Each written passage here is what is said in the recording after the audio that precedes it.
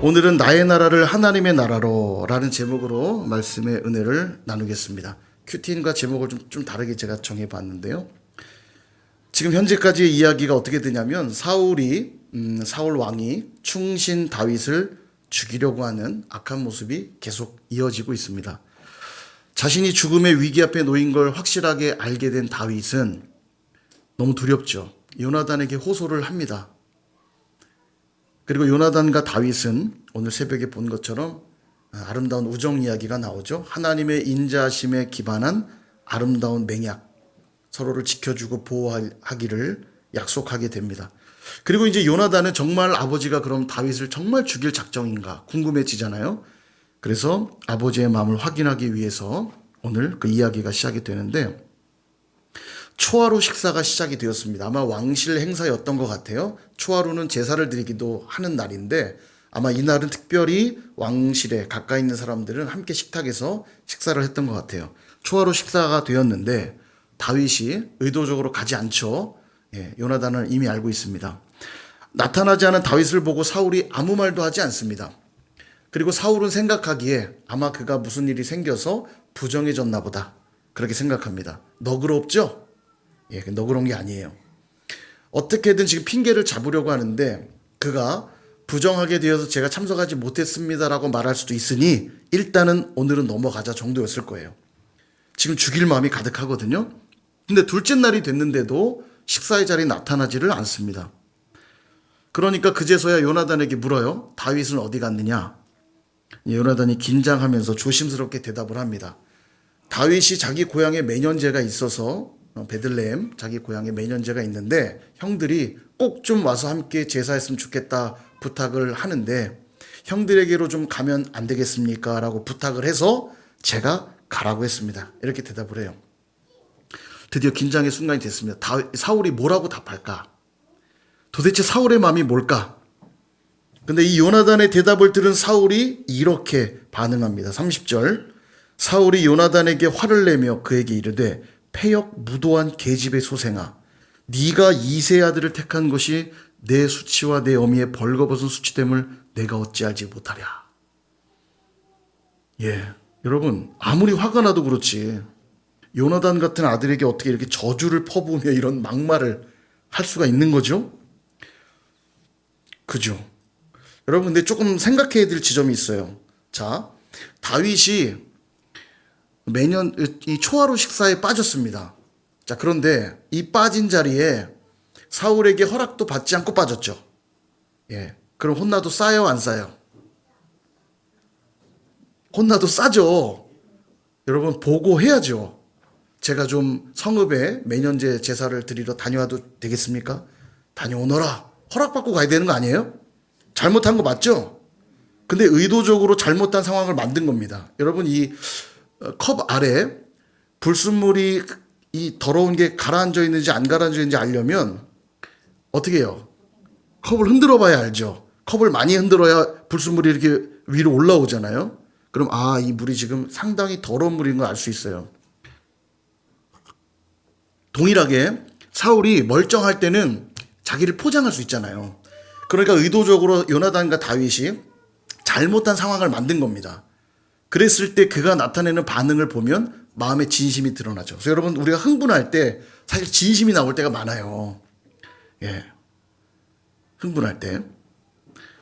자, 그런데 보고하고 가지 않은 게 잘못이긴 하지만 보고하고 가지 않았을 때 할 수 있는 조치는 어떤 조치들이 있을까요? 뭐 벌을 줄 수도 있고 아니면 그냥 크게 꾸중만 할 수도 있고 등등 조치를 할 수 있는데, 지금 사울이 분노하면서 쏟아내는 말을 봐야 돼요. 자, 그가 화를 내고 있는 이유를 이렇게 말합니다. 31절, 이새의 아들이 땅에 사는 동안은 너와 네 나라가 든든히 서지 못하리라. 그런즉 이제 사람을 보내어 그를 내게 끌어오라. 그는 죽어야 할 자다. 이게 지금 보고를 하지 않고 빠진 다윗에 대한 조치가 아니라는 거 알 수 있죠. 그러니까 사울의 진심이 지금 나오고 있는 거예요. 분노하는 상황이 올라오자 드디어 건수 잡았다. 그를 죽여야 된다. 이렇게 말하고 있는 거예요. 잘못한 걸로 하면 누구도 잘못한 거예요? 요나단도 잘못한 거죠. 자기가 왕도 아닌데 자기가 가라고 허락했잖아요. 그러니까 지금 요나단도 잘못했고 다윗도 잘못했는데 사울의 포인트는 누구에게만 있어요? 다윗에게만 향해 있어요. 진심이 드러나고 있는 거죠. 죽이고 싶었던 마음이 확인된 겁니다. 그러니까 요나단이 정확히 확인한 거예요. 아버지가 다윗을 죽이기로 작정했구나. 그러니까 사울의 말은 이런 겁니다. 내가 너에게 왕권을 물려주려고 하는데 너는 도대체 왜 그를 도와주고 있는 거냐? 이 바보야. 이 말이에요. 원래 이 세자책봉이 피바람 부는 겁니다. 세자책봉이 무서운 거예요. 권력의 줄을 잘 서야 되기 때문에 권력 암투가 대단하거든요. 조선왕조에 보면 그런 이야기들이 수두룩 빡빡하죠. 자기 자식 잘 되게 하려고 별짓 다 하잖아요. 근데 조선왕조만이 아니라 우리도 마찬가지입니다. 자식 잘 되는 일이라면 뭐라도 하잖아요. 대기업 보면 자식에게 기업과 재산 물려주려고 별의별 편법 다 쓰는 거고요. 심지어 교회들도 대형 교회들 자식에게 세습하는 모습도 어렵지 않게 보게 되잖아요. 자식이 잘 되고 싶은 마음은 모든 아버지들의 소망일 겁니다. 그럼 왜 자식이 잘 되길 바랄까? 자식이 잘 되는 게 곧 내가 잘 되는 거니까. 맞죠? 사울도 그 마음이에요. 동일한 마음입니다. 그러니까 내가 못 먹어도 자식이 먹으면 배부른 거고 내가 못 배워도 자식이 배우면 만족하는 거예요. 요나단이 왕위를 물려받아야만 요나단도 물론 잘 되는 거지만 지금 사울에게는 포인트가 자기에게 있어요. 자기가 그것이 잘 되는 길이고. 그러므로 요나단이 반드시 왕위를 물려받아야 되기에 가장 큰 정적인 다윗은 죽어야 되는 존재죠. 근데 이 못난 아들놈은 가장 무서운 정적을 도와주고 있으니 이 바보 천치라는 거예요. 바보 천치. 수치스럽다. 아주 너 때문에 내가. 나는 네 정적 없애주겠다고 내가 이렇게 발버둥 치고 있는데 이 멍청한 놈은 정적을 도와주고 있으니 바보야. 그 얘기하는 겁니다. 여러분 성경에 자식과 관계된 이야기가 제법 많이 등장하거든요. 아브라함 기적적으로 100세의 아들을 얻죠. 하나님이 약속해서 얻은 아들인데 하나님이 그 아들을 내놓으래요. 여러분 이 아들은 아브라함의 집안을 일으킬 유일한 아들이고 그리고 하나님이 너의 후손을 많게 하겠다 하신 비전을 이룰 유일한 아들이에요. 하나님의 비전을 이룰 수 있는 유일한 아들이거든요. 근데 이 아들을 내놓으래요. 망연자실할 일이죠. 그러나 하나님이 세우실 걸 믿은 아브라함은 이삭을 내어놓은 자리로 나아갑니다. 모리아산에 올라가잖아요. 그럴 때 이삭도 살았고 아브라함도 살았고 놀라운 축복을 누리게 되는 걸 우리는 알고 있습니다. 그죠? 야곱도 그래요. 야곱의 아들인 요셉이 형들에 의해 팔려가 요셉의 총리가 애굽의 총리가 되죠. 그리고 대기근이 임할 때 형들이 곡식을 구하러 애굽에 내려옵니다. 요셉이 보니까 형들이에요. 근데 보니까 막내 베냐민이 없어요. 그래서 이들을 시험해 봅니다. 너희들 정탐꾼이지? 아닙니다. 그럼 너희들 얘기해봐. 우리는 12형제인데 한 형제는 오래전에 죽었고 또 하나 우리 막내는 아버지와 함께 있어서 같이 못 왔습니다. 거짓말 같은데 그 막내 데려오면 내가 믿을 테니까 막내 데려와봐. 시험합니다. 그리고 증표로 시므온을 옥에 가둬두고 형들을 돌려보내죠. 형들이 돌아와서 아버지에게 쭉 보고를 한 다음에 베냐민을 데려가야만 시므온 형님도 구해올 수 있고 그리고 양식도 구해올 수 있으니 아버지 베냐민 좀 내어주십시오. 이렇게 얘기를 해요. 근데 아버지가 내줘요, 안 내줘요? 안 내주죠. 오래전에 소중한 내 아들 요셉을 잃었는데 이젠 너희들이 그 다음 내가 소중히 여기는 베냐민까지 데려가려고 하는구나. 절대 안 돼. 안 내줍니다. 그러나 결국은 유다의 설득 끝에 베냐민을 내어주죠. 베냐민을 내어놓을 때 야곱과 그의 가족들 모두가 살게 되는 걸 보게 됩니다. 여러분 여기서 자식을 내어놓는다는 의미가 뭘까요? 이삭도 자식을 내어놓았고 야곱도 베냐민을 내어놓았거든요. 그 의미가 뭘까? 우리 시편 127편 1절에는 이런 말씀합니다. 여호와께서 집을 세우지 아니하시면 세우는 자의 수고가 헛되며 여호와께서 성을 지키지 아니하시면 파수꾼에 깨어 있음이 헛되도다.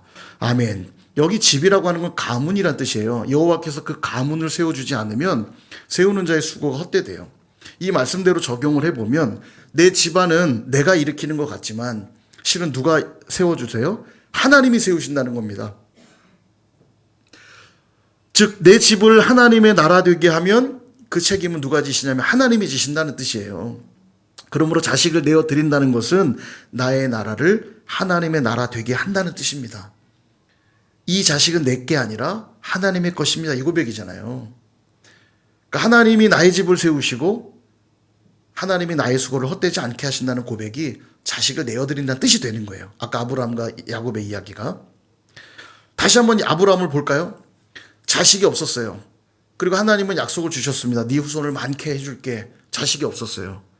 기다리지 못하고 스스로의 열심으로 하갈을 취하여 이스마엘을 낳습니다.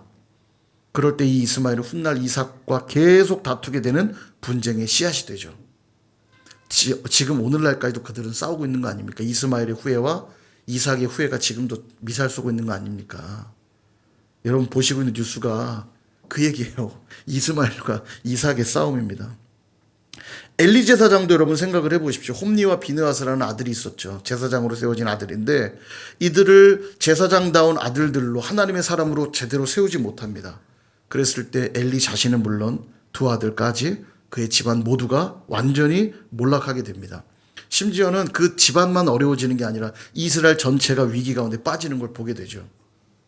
히스기야 왕도 그래요. 히스기야 왕은 가장 선한 왕 중에 하나입니다. 그가 더욱 빛나는 이유는 그의 아버지 아하스는 가장 악한 왕이었거든요. 그런 악한 왕 밑에서 선한 왕이 나왔으니 빛날 수밖에 없죠. 너무너무 멋진 왕이었는데 그도 말년은 썩 좋지 못했습니다. 죽을 병에 걸렸을 때 벽을 향하여 간절히 기도하자 하나님이 15년의 생명을 연장시켜 줍니다. 여기까지는 좋았어요. 귀한 은혜의 고백들이 있죠. 그런데 15년을 살면서 그가 교만해집니다. 그의 병 나음을 알고 바벨론 왕이 신하를 보내서 축하 화환을 보내요. 축하드립니다. 병 나음을 축하드립니다. 그러자 교만한 마음에 나를 따라오시오. 성전에 있는 귀한 보물들을 다 보여줘요. 그리고 이 보여준 것들을 하나님이 네가 보여준 모든 것이 바벨론으로 옮겨짐을 당할 것이다. 얘기하십니다. 문제는 뭐냐면 히스기야 다음 왕이 므낫세거든요. 므낫세 왕은 남유다에서 제일 악질, 가장 악한 왕이에요. 참 아이러니하죠. 가장 선한 왕에게서 가장 악한 왕이 나옵니다. 근데 므낫세가 왕이 될 때의 나이는 12세. 뭘 뜻할까요? 아까 15년의 생명을 연장받았죠. 그러니까 15년의 생명을 연장받았을 때 낳은 아들이라는 의미가 되겠죠. 히스기야가 덤으로 얻은 은혜의 15년 동안 므낫세를 낳았고 그의 좋지 못한 말년이 결국 므낫세에게 좋지 않은 영향을 끼친 걸로 보입니다. 여러분 나의 왕국을 세우려고 할 때 자식을 빗대어 지금 설명드리는 거예요. 하나님께 온전히 나의 모든 것들을 내어놓지 못했을 때 그 결과가 좋지 못하다는 걸 보게 되죠. 다시 본문으로 돌아와서 사울이 자기 아들 요나단을 왕으로 세우려고 하는 건 하나님의 섭리라고 하는 관점에서 볼 경우 자신의 왕국을 세우려고 하는 악한 일인 겁니다. 이건요. 인간적으로 보면 아들을 귀히 여기는 건 이상한 일이 아닌데 하나님의 관점에서 보면 이거 악한 일이 되고 있는 거예요. 그에 반해 요나단은 다윗을 보호해 줌으로써 자기의 왕국이 아닌 하나님의 나라를 꿈꾸고 있는 걸 보게 됩니다. 그를 보호하는 건 자기에게 유리할 게 하나도 없잖아요. 다윗은 지금 가장 유력한 대권 주자 중에 하나인데 그가 오히려 죽는 것이 자기의 나라는 더 화려해지는 거 아닙니까? 왕세자로서. 사울은 그걸 알았어야 했습니다. 자신이 왕이지만 자기의 힘으로 왕국을 세울 수 있는 것이 아니라는 걸 알았어야 했어요. 사랑하는 여러분, 우리도 사울처럼 나의 나라, 나의 왕국을 세우려고 할 때가 참 많습니다. 그래서 다윗을 죽여서라도 그 일을 이루려고 하고 또한 요나단을 쥐고는 끝까지 고집 부릴 때가 많아요. 나의 왕국을 세우려고. 그러나 정말 하나님 나라를 세워가기 위해서는 요나단을 하나님께 내어드리는 결정이 필요하다는 겁니다. 지금 나의 나라를 세우기 위해 요나단처럼 꽉 쥐고 있는 것이 무엇입니까? 대표적으로 돈이 있죠. 돈은 이상하게도 움켜쥐려고 하면 할수록 사라지는 게 돈입니다. 우리 많이 불렀던 주일학교 노래 있죠? 이상하다 동전 잎 움켜잡으면 없어지고 쓰고 빌려지면 풍성해져 땅 위에 가득하네. 주일학교 다 안 다니신 것 같아요. 이 노래 다 아시죠? 그냥 어려서 부른 노래려니가 아니라 실제로 돈은 그렇습니다. 돈은 희한하게 나눌 때 풍성해져요.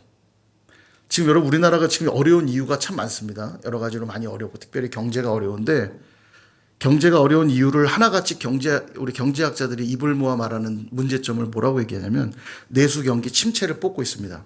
이게 혹시 장기화되면 이걸 회복하기가 너무 어렵다는 거예요. 빨리 여기서 더 이상 침체되지 않도록 방법을 찾지 않으면 안 된다는 겁니다. 대통령은 관심이 별로 없는 것 같아요. 그래서 이 내수 경기 침체, 말하자면 돈이 돌지 않는 거예요. 돈이 돌아야 경기가 활성화되는 건데 너무 어려우니까 돈을 꼭꼭 걸어 잠그고 있는 거죠. 그러니까 경기가 어려워지고 모두가 같이 다 죽어가는 거예요. 그래서 이제 일명 돈맥경화라고 그러죠. 돈맥경화. 예. 돈이 막혀 있는 거예요. 돈이 흐르지 않는 겁니다. 이게 경제에 어려운 이유인데, 그래서 여러분 우리가 자린고비가 되면 안 됩니다. 자린고비 아시죠? 예. 위에 생선 딱 달아놓고 자린고비 이렇게 한번 쳐다보고 밥 한 술 먹고,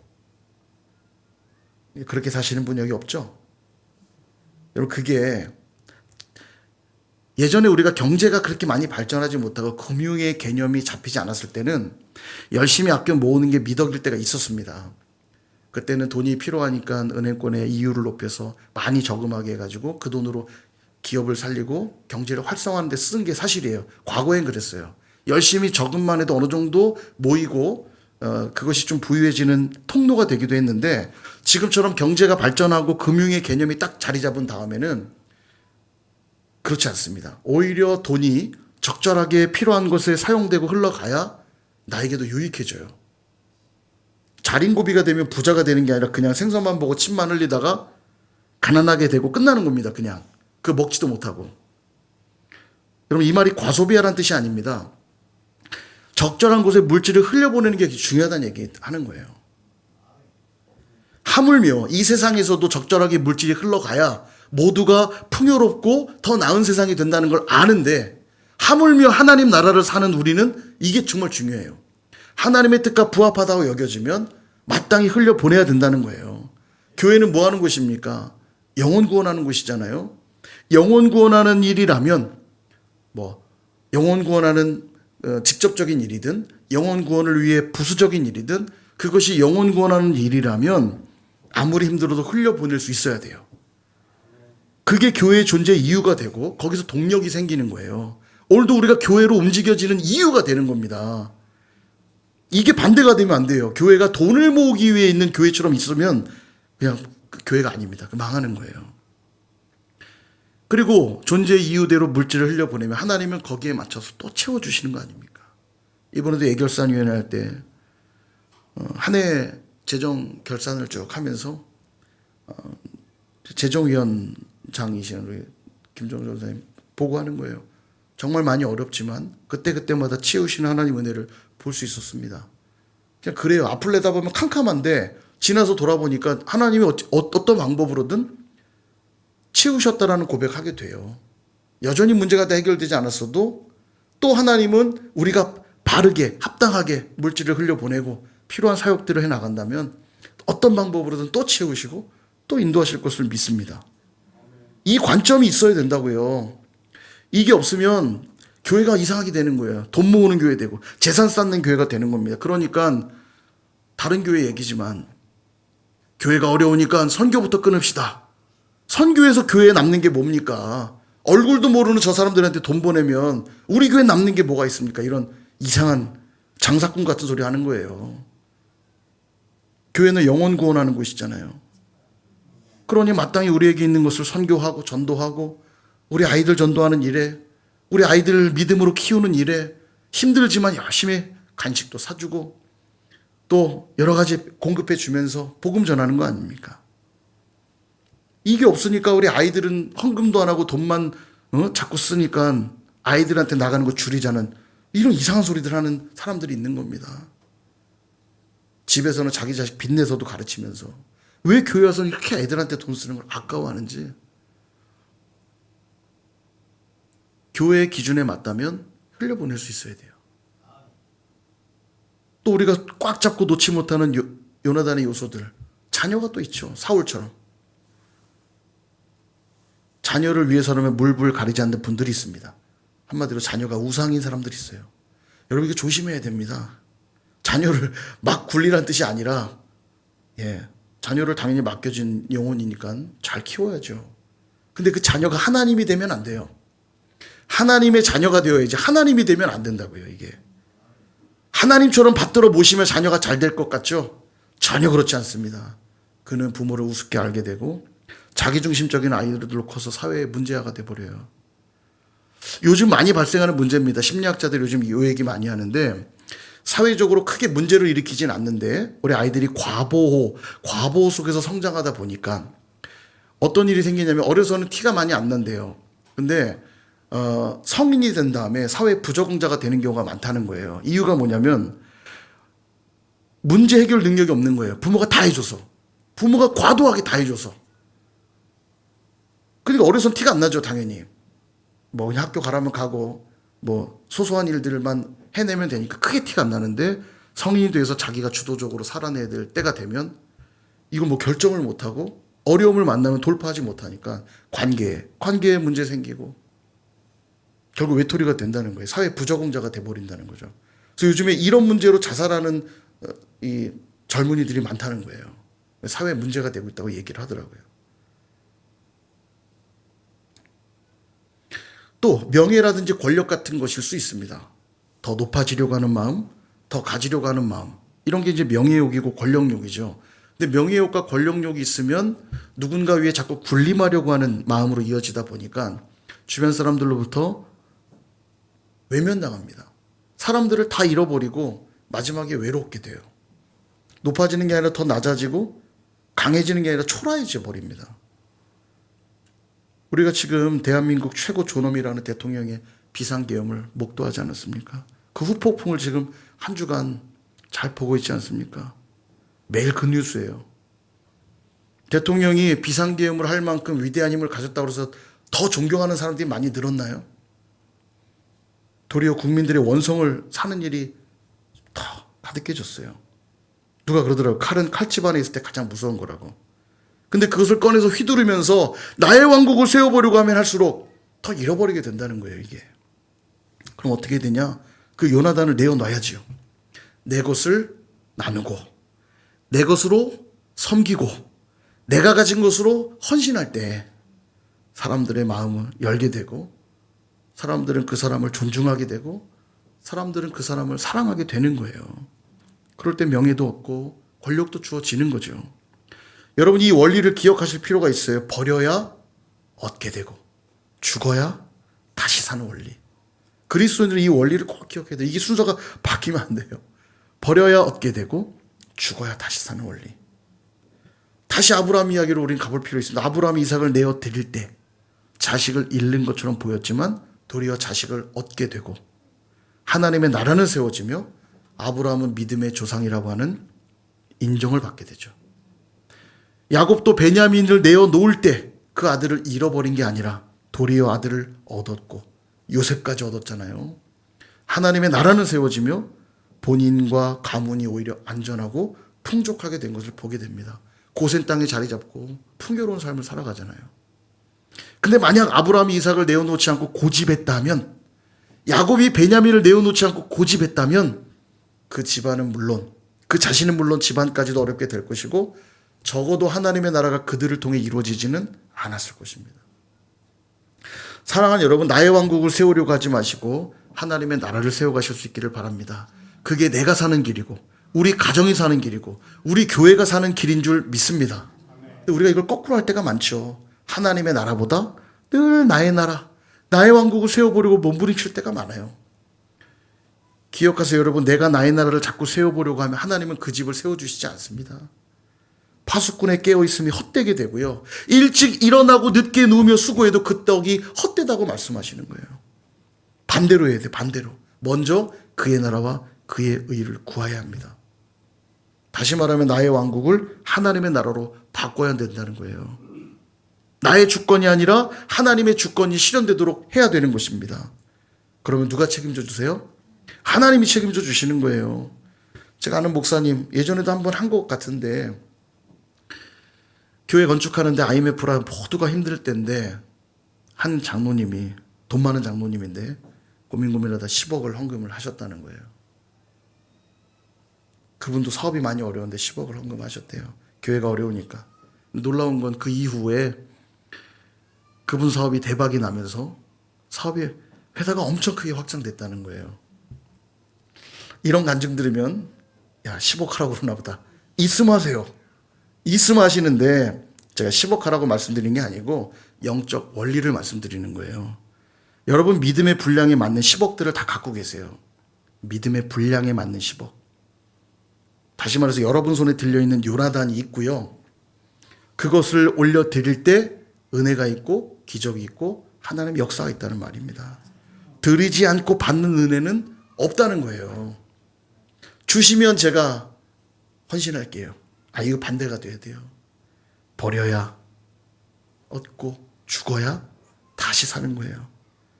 내가 먼저 주님 앞에 드릴 때 잃는 것 같죠? 뺏기는 것 같죠? 아니요. 하나님이 더 놀랍게 채우신다는 걸 기억하셔야 됩니다.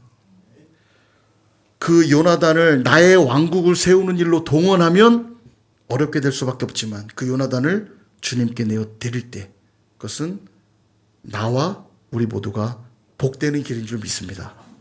말씀을 정리해야 합니다. 사랑하는 여러분, 생명을 살리려고 아들을 내어주신 분이 있어요. 완전하게 내어주신 분이 있어요. 누굴까요? 우리 하나님이시잖아요. 이게 하나님의 방식이에요. 우리를 살리시려고 아들을 온전히 내어주신 분이 있어요. 하나님입니다. 하나님. 그리고 우리는 구원을 받았고 구원받은 저와 여러분은 이제 그 하나님의 방식으로 살아야 되는 거예요. 나의 나라를 하나님의 나라로 세우셔야 된다는 얘기입니다. 그러기에 오늘 여러분 두 가지를 기억하시면 되겠어요. 하나는 다윗을 살려보내야 됩니다. 요나단이 다윗을 살리려고 화살로 사인 주잖아요. 화살을 쏘고 저기로 지나갔다. 도망가라는 사인입니다. 그리고 그를 사는 길로 내보내주죠. 내 삶에서 하나님 뜻에 반응하며 흘려보내야 될 다윗들이 있어요. 하나님의 뜻이 분명하다면 주저하거나 아까워하지 마시고 기꺼이 흘려보내시기를 바랍니다. 이게 기억해야 될 첫 번째예요. 다윗은 살려보내셔야 됩니다. 두 번째는 요나단은 하나님께 올려드려야 돼요. 사울이 요나단을 나의 나라를 위한 것으로 고집했잖아요. 이 바보야, 이 멍청아, 내가 너를 왕으로 세우려고 하는데 왜 바보짓 하냐. 그랬기 때문에 사울과 그의 왕조는 철저하게 무너질 수밖에 없었던 거예요. 내 고집으로 하나님을 꺾어보려고 하시면 안 되고 하나님 앞에 내 고집을 꺾으셔야 됩니다. 그 요나단을 붙잡고 암놈만큼 처절하게 무너지는 거예요. 빨리 내어놓으셔야 됩니다. 오늘도 나의 나라를 지켜보겠다고 여전히 고집하며 붙들고 있는 요나단이 있다면 하나님께 내어드리시길 바랍니다. 그럴 때 나와 내 가정과 우리 교회가 더욱 복되게 될 줄로 믿습니다. 오늘 이 밤에 이 기도 제목 가지고 뜨겁게 기도하시는 저와 여러분 다 되시길 주님의 이름으로 축원합니다.